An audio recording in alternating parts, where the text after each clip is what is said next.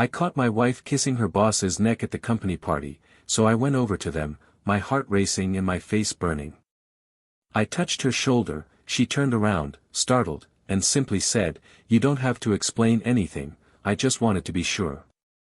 I left with the certainty that our end deserved dignity. And it's amazing how, even knowing something's wrong, we insist on not believing. I'd already noticed the looks, her tone of voice when she talked about him, the way she smiled at her phone when she thought I wasn't looking. But blind hope is the last part of the soul to die. It wasn't just about the kiss on the neck. It was about the certainty that fell over me like an entire cemetery being dumped on my back. It had all already happened. That was all that was left of the courage she never had to confess. I wondered how long it had been since she'd seen me. How long it had been since I'd slept next to someone who was no longer there. Maybe all along. I remember the path to the car as if it were made of thorns. Each step was a cut, each breath a confession my body made without permission. The worst of all wasn't the betrayal. The worst of all was the peace she felt afterward.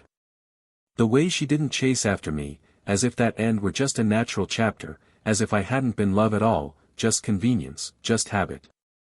And the greatest pain came from this, realizing that someone who once swore to love me now looked at me as if I were part of an outdated story, a book she'd already closed before I even knew the final chapter was written. In the days that followed, her silence screamed louder than any words. No apologies, no real attempts at repair, just formal messages about bills to pay or objects to collect. Inside, I was torn apart with a dignity that forced me to appear whole. Friends told me I needed to get out, live, meet people. But how do you meet someone new when your heart still lives in a house you've been banished from? The worst thing about betrayal isn't the end of the relationship. It's the end of who you were within that relationship. You don't just say goodbye to the person. You bury the version of yourself that believed in love, that made plans, that smiled when hearing a voice on the phone. I wasn't that person anymore. I became someone else. Someone quieter, more attentive, more suspicious. She tried to stay with her boss. She made no secret of it. Several mutual friends dropped photos, comments, hints of a happiness that seemed too choreographed to be genuine. But I didn't feel envy. I felt something worse, pity. Because I knew it wouldn't last. Because I knew that those who trade love for adventure invariably lose both. He was too vain, too self-absorbed, one of those men who like to collect women like trophies but don't have the patience to live with any of them. And that's exactly what happened. One day, she disappeared from the social media.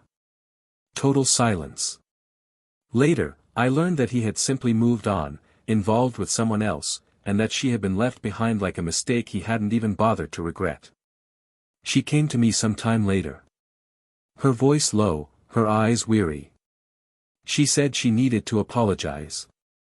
That I had no idea how much she regretted it, how much she missed who I was. How wrong she had been to believe this new relationship would bring back what she had destroyed within herself. She tried to use our memories as a passport to a new beginning. She talked about our music, our favorite restaurant, the dog we raised together, our travels, our long hugs on rainy Sundays. I listened to it all with a silence that screamed much louder than any words I could have said. When she finished, hopeful, as if she had opened a door that should never have been closed, I simply said, "I forgive you. But that doesn't mean I want you back." She cried. But it wasn't a cry of liberation. It was the cry of someone who knows they've lost what they'll never find again. At the time, I was already meeting someone new. Someone different. No grand declarations, no wild passions. It was something peaceful. A love of presence, of small gestures, of silent complicity. She arrived quietly, but with such a serene light that, little by little, she illuminated all the parts of me that had been erased. She didn't ask for space. She gave me time. And she made me realize that love doesn't have to be loud to be true. It was with her that I understood what it was like to be chosen again, but this time, by someone who had no doubts. She had no need to compare, nor to erase the past. She simply walked beside me, step by step, without haste, without pressure. And in this simple walk, she brought me back to myself. Life went on. My life went on. But hers remained stagnant. My ex-wife tried new relationships, and I found out about it by accident. A mutual friend told me she was frustrated, always comparing the men she dated. Always searching, through new eyes, for the reflection of a love she herself destroyed. That was it. She looked for me in all of them, but she sought me out after losing me. And the problem with cheating isn't just betraying the other person. It's betraying yourself. Because you can fool yourself into thinking you're living something better, but when the excitement fades and reality sets in, what's left is the echo of what you threw away. An echo that reminds you, every day, that what you lost wasn't just a person, it was the chance to be happy with them. I never went back. I never left the door ajar again. I knew forgiveness was necessary, but allowing it to return would be disrespectful of everything I'd endured to move forward. And more importantly, it would be unfair to those who, after myself, rebuilt me. To those who held my hand when everything inside me still trembled. The woman who stands by my side today isn't the trophy of a breakthrough. She's the home I didn't know I deserved. And the greatest irony of all is that when you choose to betray someone who truly loves you, you don't just destroy that love, you destroy any possibility of finding love like that again. Because true love is irreplaceable. It is unique. And when betrayed, it doesn't die. It leaves to be lived elsewhere. In another body. In another story.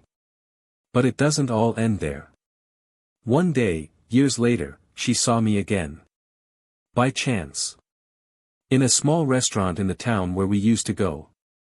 I was holding hands with my current partner, laughing at something simple, like two teenagers in love. She was alone, with a look that screamed everything her mouth never had the courage to say. A look of longing, of shame, of loss. A look that said, "You were my place, and I chose to leave." But in that moment, none of that mattered to me anymore. Because I was already complete. I was already healed. I was already happy. And she? She finally understood that some choices can't be undone. But what she never knew is what happened that very night, something that to this day I keep to myself. And maybe this is the part of the story that no one expected. Welcome to the channel. Here, no form of betrayal is romanticized or justified. All the stories you'll hear are fictional, but they carry profound truths, and show, unvarnished, how betrayal has the power to destroy lives, feelings, and futures. Get ready. What you're about to hear is intense, realistic, and shocking. Buckle up, and enjoy the story. When Ethan met Olivia, he still carried the weight of his own silences, of failed attempts to find his place in the world, and of nights when solitude was louder than any party.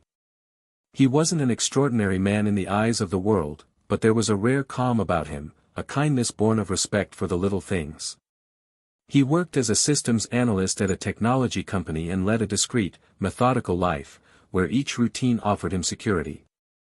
Olivia, on the other hand, seemed to come from a more vibrant world. Communicative, light-hearted, determined, she had the kind of smile that brightened even the cloudiest days and a presence that filled a space naturally, effortlessly. She was the type who, even when silent, said something. Working in the marketing department of the same company, their first contact was through an informal email, which soon turned into a conversation in the hallway, then coffee, then an unpretentious dinner, and before they knew it, they were already immersed in each other. The beginning was as sweet as the memory of an old song. Both came from previous, unresolved relationships, but found a kind of refuge in each other. Ethan was captivated by this spontaneous woman who spoke her mind and laughed without asking permission. Olivia fell in love with his quiet firmness, the way he listened attentively and remembered details, like her favorite book or her childhood fear of thunder. They built everything slowly, unhurriedly, like someone shaping something fragile with their hands. Their first trip together took place 6 months after they made their relationship official. A coastal town, a simple inn, the smell of salt and idle chatter by the sea. They returned certain there was something more between them, something worth cultivating. And so they did. They shared closets, Sundays, and even silences. He cooked on Fridays, she tended the plants on the balcony, he fetched wine, she chose the movie. When they decided to get married, there was no cinematic proposal, just a mutual glance on an ordinary night, where they both knew it was time. The ceremony was simple, intimate, surrounded by people who cheered them on. They lived in a modest but vibrant apartment. They developed their own rituals, coffee in bed on Saturdays, a jazz playlist for dinner, discussions about which series to start, and whispered promises before bed. Things seemed to be in balance. It wasn't a fairy tale, there were bad days, small fights, disagreements about the future, but nothing that made them doubt their love. Olivia, with her intense nature, always sought something more. She wanted to grow, change roles, travel more, get involved in new projects. Ethan admired this in her, but felt comfortable where she was. She never aspired to great positions or notoriety. For him, stability was a virtue. The difference in their rhythms, at first, was seen as complementary. He was the ground, she was the wind. Gradually, however, Olivia began bringing work home more consistently. Quiet dinners were replaced by urgent calls, open spreadsheets in the living room, and late-night meetings. Ethan tried to understand.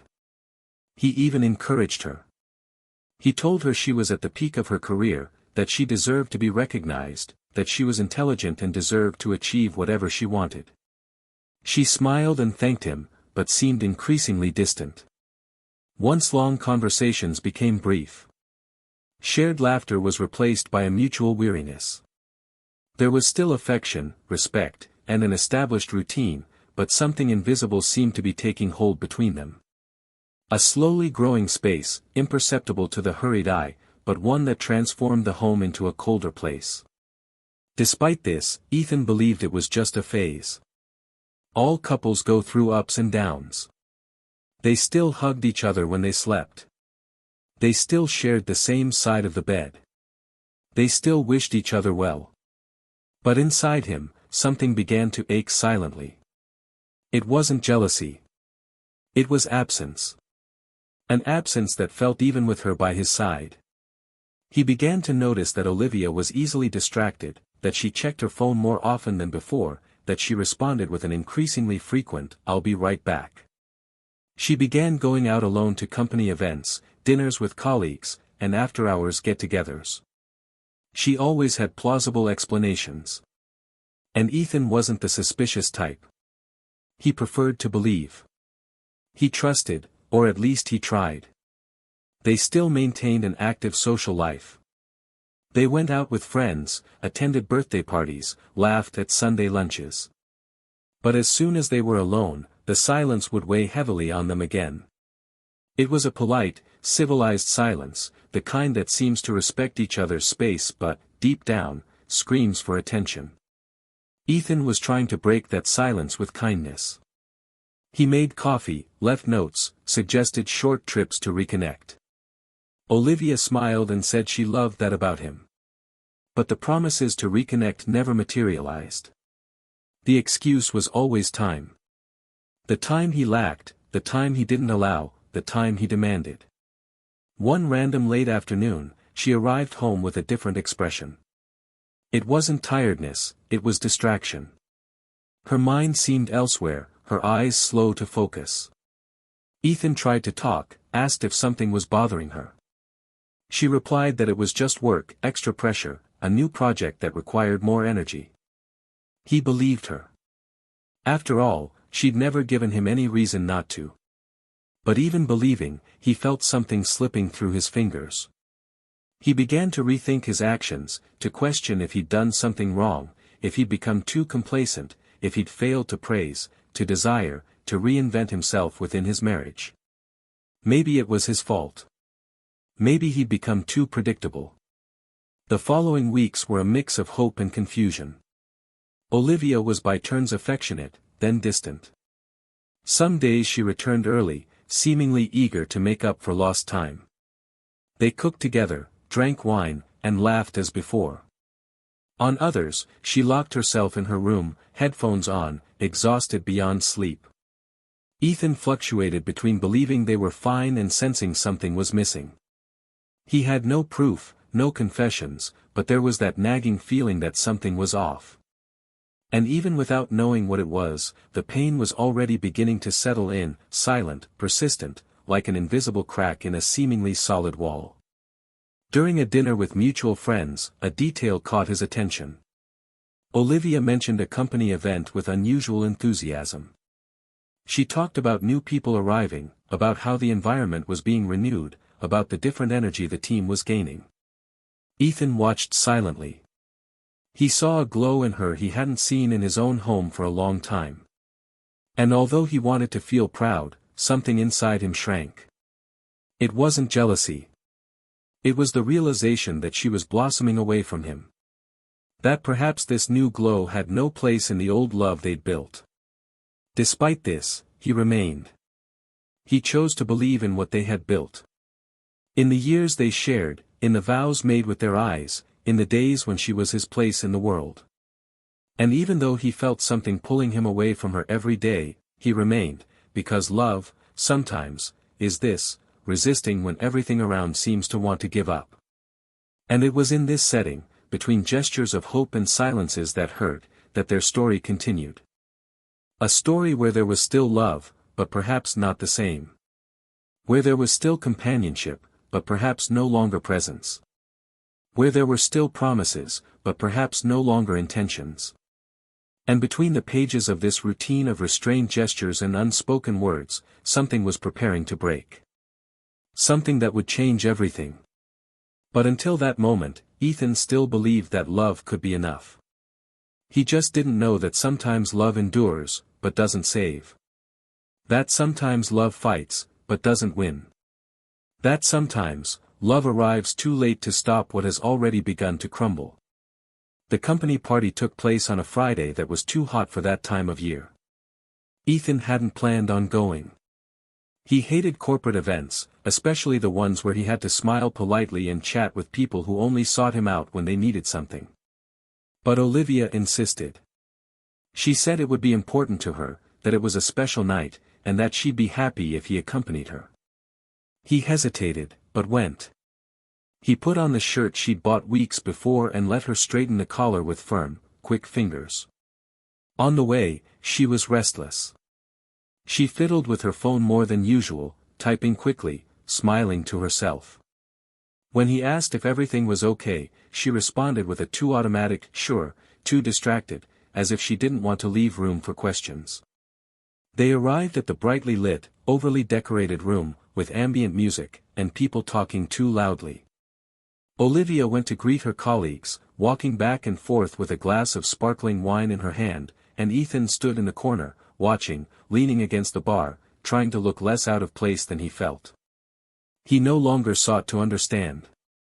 He simply observed. She was beautiful. Extremely beautiful. As if she had prepared herself not only for the event, but for something he didn't understand. The new dress, the perfume too strong for his taste, the heels higher than necessary. There was an urgent presence about her, as if she needed to be noticed. Ethan no longer recognized that version of her, but he didn't have the courage to face the truth that was already revealing itself in small details. And then, between one song and the next, amid the din of conversation and the clinking of glasses, he saw her. She was leaning against the outdoor area, amid the decorative shadows, across from a man Ethan only knew by sight, but whose face was now too close to hers. His hand rested lightly on her waist, and his lips moved naturally down her neck, as if the gesture were rehearsed, familiar, intimate. Olivia didn't back away. She didn't push him away. She didn't hide it. He just closed his eyes for a brief moment, as if he was exactly where he wanted to be. The ground seemed to give way. Ethan walked toward them as if he were walking through a viscous nightmare, each step demanding an absurd effort. Anger didn't come immediately. It was a mix of disappointment, disbelief, and shame. He touched her shoulder with his fingertips. She turned, startled. Her gaze fixed on him, her lips parted, her face frozen for a second that seemed to last forever. And then he said, his voice firmer than he'd imagined it would be at that moment, "No need to explain anything, I just wanted to be sure." And he left. He didn't run, he didn't scream, he didn't argue. He just left. Because some pains aren't discussed, they're carried in silence. The next few hours were filled with silence and a racing heart. Ethan drove aimlessly, stopping on a random street to breathe. His face burned, not from the heat, but from the humiliation. A cold, dry humiliation that seeped into his pores like a nameless fever. He didn't cry that night. Or the next. He just kept going. He packed her suitcase the next day without rushing, leaving everything organized, like someone sorting a dead man's clothes before burial. When she returned, she tried to speak, but he wouldn't listen. He simply said that what existed between them deserved a dignified end. And dignity, at that moment, was silence. She left with her head bowed, taking with her what remained of a story that until then he had believed to be real. Time passed. Ethan slowly rebuilt his life. He was never the same again, but he allowed himself to live again. He met someone. Someone different, calmer, more present. A silent and stable love, where there were no doubts, no room for ghosts. It was a simple relationship, made of everyday truths and steady hands. There were no games, empty promises, or absent-minded glances. For the first time in a long time, he felt whole. Olivia, however, seemed to have moved on with her old boss, with whom she exchanged discreet caresses while still wearing Ethan's wedding ring. The story quickly spread through the company's corridors. For a while, she seemed confident. She posted photos, smiles, moments from short trips, as if needing to prove something to herself. But illusions have an expiration date. And when the newness began to weigh on her, when the glances no longer came with the same admiration, she realized what she had done. It wasn't about the boss, nor the newness. It was about everything she had lost the moment she chose someone who never truly chose her. The spark faded. His interest vanished as easily as it had appeared. She tried to sustain the relationship, but realized she was the only one trying. He didn't want a relationship. He just wanted what he had, without a trace, without consequences. When she realized she was alone, the pain began. Regret didn't come as a blow. It came as a slow trickle, day after day. A scent she smelled on the street that reminded her of Ethan. A song that played at the market and brought back a regular Thursday dinner. The lack of his morning texts, the care he took with her allergies, the way he waited for her even when she was late for no reason. It all came back. Not as a memory, but as an absence. That's when she realized, none of the men she tried to get involved with could reach him. It wasn't just about longing. It was about comparison. Involuntary, cruel, constant. She tried to move on, but no one came close to the peace he offered. She began to shy away from dates, from conversations, from herself. Mutual friends noticed the distance. She kept quiet. Because how could she explain destroying her own home on impulse? How could she justify the absence of something that can only be understood when it's lost? One day, on impulse, she sought out Ethan. Months had passed. He answered with a firm voice. She trembled. She wanted to see him. She needed to. And he, out of curiosity or compassion, accepted. They sat in a discreet cafe, far from everything. She spoke slowly, her eyes lowered, her voice choked. She said she'd made a mistake, that she didn't know what she was doing. That she'd confused admiration with desire, novelty with love. She said she thought about him every day, that no other relationship had worked. That she was looking for in him what she hadn't found in anyone else. Ethan listened to her in silence. Out of respect. Because part of him still cared. But nothing about it moved him as before. He thanked her for her sincerity. He said he, too, thought about what they'd been through. But that he had moved on. That there was someone in his life now. Someone who made him feel good. Who loved him completely. And then she cried. Not with relief. But with loss. Real loss. Because for the first time, she understood, he was irreplaceable. And there would be no going back. The betrayal didn't just destroy her marriage. It destroyed the version of herself that truly loved her. The woman who laughed with Ethan, who shared her life with him, who made plans. That woman died the moment she chose another path without looking back. And what was left was someone trying to reclaim what, by choice, she'd let slip through her fingers. She didn't want Ethan back out of love. She wanted him back out of regret. But love had already found another place to flourish. And now she would live with the knowledge that the love of her life hadn't died. He'd simply gone off to live in another story. One where she no longer had a place. Months had passed since that last conversation in the cafe.